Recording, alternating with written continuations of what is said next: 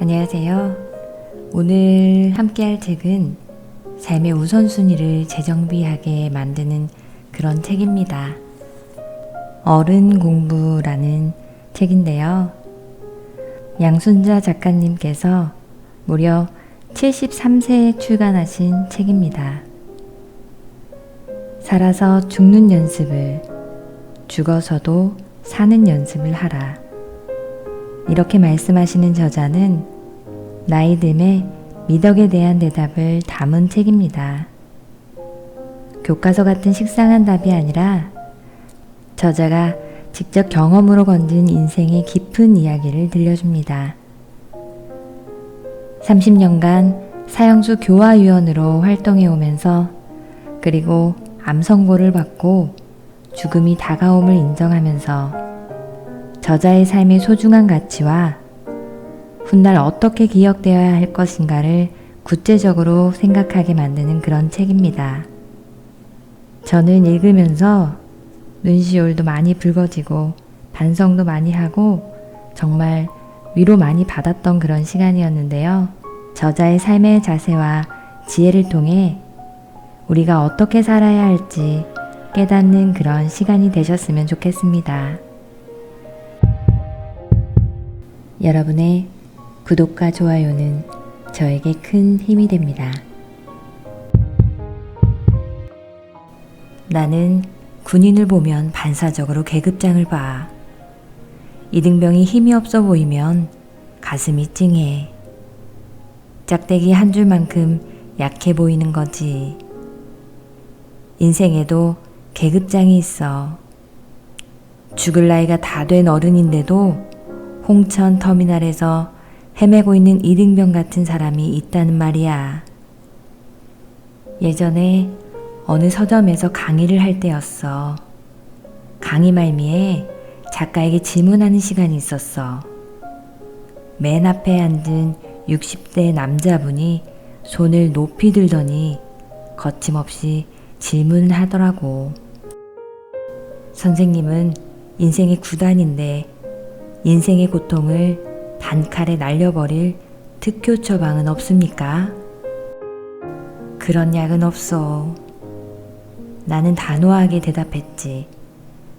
특자가 붙은 거 좋아하는 사람, 공짜 좋아하는 사람, 횡재 만나고 싶은 사람, 머리 굴려 행운을 잡으려는 사람. 이런 사람들은 아무리 나이를 먹어도 홍천 터널에서 헤매는 이등병밖에 못 돼. 인생 공부는 하루하루 내가 걸어가는 발자취의 연속이야. 삐뚤어지게 걸으면 발자국이 삐뚤어지게 박히지. 바르게 걸으면 바르게 박히고. 초봄에 콩을 뿌려놓고 감자 캐러 가는 사람은 없을 거야. 자기 발자국은 누구보다 자기가 더 잘 알아. 직장 구하기가 힘들다고 젊은 친구들이 힘들어해. 이력서 100장을 썼다는 젊은이도 있더라. 한꺼번에 똑같은 내용으로 100장을 쫙 써놓고 한 장씩 갖고 가는 것은 아닐까? 그래서야 일이 잘 풀릴 리 없지. 자기가 구하는 직장에 맞게끔 그때 이력서를 다시 써야 돼. 쓸 때마다 내가 그 직장에서 어떤 기여를 할 수 있는지 고민해서 색다르게 이력서를 준비해봐. 나는 30년 동안 서울구치소에서 사형수를 상담했어. 사형수들에게는 아무런 희망도 말해줄 수가 없어. 사형 선고를 받아놓고 하루하루 집행을 향해 걸어가는 그들의 삶을 누가 감히 삶이라고 말할 수 있겠냐고. 그것은 불행이요, 절망이야. 그들에겐 내일이 없기 때문이야. 이보다 더 불행한 인생은 없어. 나는 극도의 불안감과 절망 속에서 시들어가는 사형수들을 보면서 인생의 의미가 무엇인지 수도 없이 생각해봤어. 그리고 그들과 이별하면서 잘 산다는 것이 무엇인지 나름대로 깨달았지. 한마디로 그들을 통해 어른이 된 거지. 이제부터 그 이야기를 나누려고 해. 그렇다고 내가 뭐 대단한 진리나 인생의 해답을 찾는 것은 아니야. 다만 남들보다 좀 더 진한 인생을 산 선배로서 희미한 희망의 빛이라도 비춰주고 싶은 마음인 거지. 어른이 되는 공부라는 건 특별하거나 거창한 게 아니야. 마냥 이등병으로 인생을 살 수는 없어. 상병, 병장으로 진급하는 건 당연한 거고 그 계급에 어울리게 처신해야 돼. 병장이 이등병처럼 굴면 얼마나 꼴불견이겠어. 이 책으로 인생의 계급장이 한 단계, 두 단계씩 성장한다면 나로서는 정말 보람차고 기쁜 일이야. 나는 30년 동안 집행장으로 가는 사형수들을 곁에서 지켜보았는데 각자 짊어지고 있는 짐 때문에 죽을 때조차 마음 편하게 가지 못했어. 임신한 처녀도 할 말이 있다더니 죽음마저도 각자 할 말이 많더라. 지금은 못 간다고, 조금은 더 살아서 정리할 일이 있다고 악을 쓰지. 사형수는 집행날을 모르고 집행장으로 가. 갑자기 문을 열고 몇 사람이 들이닥치면 오늘이 가는 날이구나 직감할 뿐이야. 어떤 사형수는 그 자리에 주저앉아 오물을 쏟고 일어서지를 못해. 집행장으로 가기 전에 이미 죽은 거나 마찬가지야. 어떤 사형수는 소리를 지르면서 나는 못 가, 나는 못 가 하고 통곡을 해. 어린 시절 나는 소가 도살장으로 끌려가는 모습을 봤어. 도살장 가는 길이 바로 우리 집 앞이었거든. 그때 나는 소가 우는 것을 보았어. 도살장까지 가는 길이 아직 많이 남아있는데도 소는 눈물을 흘리더라고. 자기가 어디로 가는지를 아는 거야. 그러니 사람은 오죽하겠어. 죽음 앞에서 떨지 않을 사람이 누가 있겠어. 그래서 카뮤는 죽음을 놓고 그 어떤 사건도 의미를 잃어버린다고 했지. 그러나 죽음이라는 단어를 두려워할 필요는 없어. 죽었다고 생각하고 한번 살아봐. 그러면 용서 못할 일이 없고 싸울 일도 없고 속상해할 일도 없어. 하루가 덤으로 오는 보너스 같아. 그래서 매일 고맙지. 물건 살 때 하나 더 주면 기분 좋아지는 것처럼. 나는 사형수들을 떠나보내면서 죽음이라는 단어 앞에 의연해졌어. 돌이켜보면 이별 연습은 사형수들이 나에게 가르쳐주고 간 인생 공부야. 사형수들에게 일러준 대로 나도 가면 되는 거야. 어떻게 죽을 것인가를 생각해두면 어떻게 살아야겠다가 환히 보여. 죽는 얘기라고 무작정 기분 나빠할 일이 아니야. 이런 마음가짐으로 살면 한 번도 가본 적 없는 세계로 가는 길이 불안하지 않아. 그냥 마포에서 일산으로 이사 가는 것처럼 편안하게 받아들일 수 있어. 내가 살아야 할 이유를 찾아 열심히 산 사람은 죽음에 의연할 뿐 아니라 이별도 잘해. 자꾸 뒤돌아보는 것은 거기에 닿지 못한 미련이 있어서야. 하루하루가 내 인생의 마지막 날이라고 여기며 목숨을 걸고 살아온 사람은 이별도 쉽게 할 수 있지. 이별이 명확하지 않은 사람은 모든 것이 다 불량품이야. 날마다 오늘이 집행날이 아닐까 가슴 졸이다 떠나는 것이 사양수의 운명이지. 감옥 밖에 사는 우리는 영원히 살 것처럼 살다가 어느 날 갑자기 떠나고, 사형수와 우리에게는 다만 그 차이가 있을 뿐이야. 결국 우리는 모두 사형수야. 오늘 이렇게 살아있으니 오늘이 있을 뿐이요. 내일은 와봐야 오는 거지.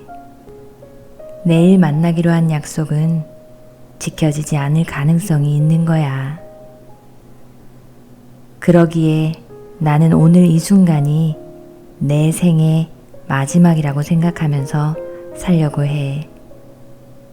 나는 되도록이면 약속은 하루에 하나만 잡아. 바쁘다고 적당히 지나치면 반드시 후회가 남기 마련이거든. 나도 죽고 싶을 때가 있었어.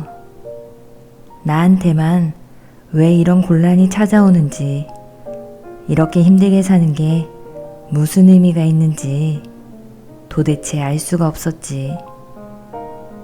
이렇게 사느니 차라리 죽는 게 낫겠다. 그 생각뿐이었어. 그래서 사형수를 만나러 교도소로 갔고, 거기서 많은 사형수들을 만났지. 그리고 수없이 많은 이별을 경험했어. 살 수만 있다면 가장 선하고 의미 있게 살고 싶다고 절규하는 사형수들을 보면서 그들에게서 얻은 큰 교훈이 있어. 그래도 인생은 살만하다는 거. 당신도 살다 보면 그 말의 의미를 알게 될 거야. 세상사 삶의 원리를 하나씩 깨달아 눈이 뜨이고 무엇이 나를 힘들게 하는지를 알게 되면 고통도 정리되지. 코카콜라를 만들어낸 이가 7번 쓰러지고 8번 일어나면서 괴로운 것은 다 지나가더라 라고 말했다지. 괴로운 일이든 슬픈 일이든 항상 그대로 그 자리에 있는 것은 없어. 아픈 만큼 세상을 바라보는 눈도 커지지. 수학 문제를 풀다 보면 막히는 곳이 있기 마련인데 공식대로 차근히 풀면 반드시 풀려. 수학 문제처럼 인간사도 풀리게 되어 있지. 복잡한 문제를 푸는 가장 좋은 방법은 설득하려고 하지 말고 상대의 말을 듣는 거야. 그것이 진정한 대화지.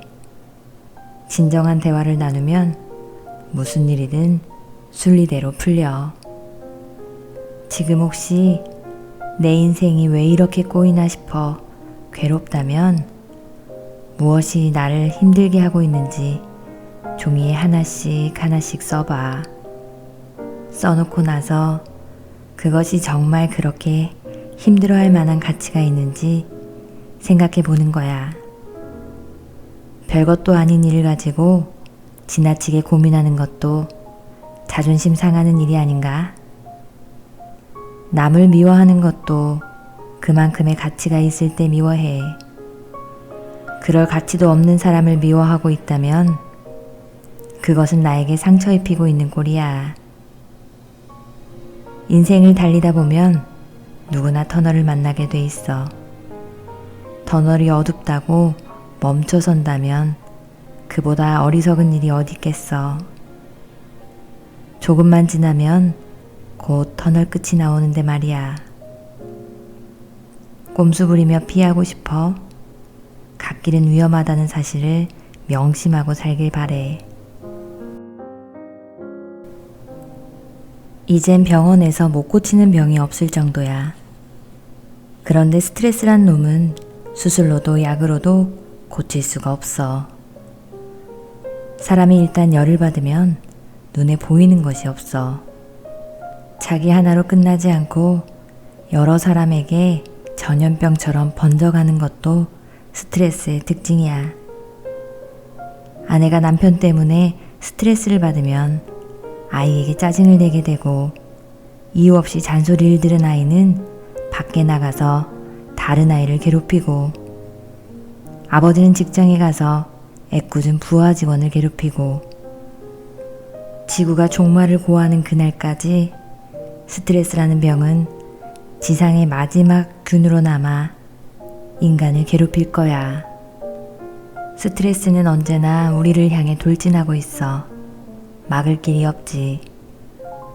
들어오면 자신이 유리해야 돼. 내가 나의 주치의가 되어야 해. 내가 왜 병이 났는지 나만큼 더 잘 아는 사람은 없으니까. 스트레스를 이겨내지 못하면 사람이 병에 걸려.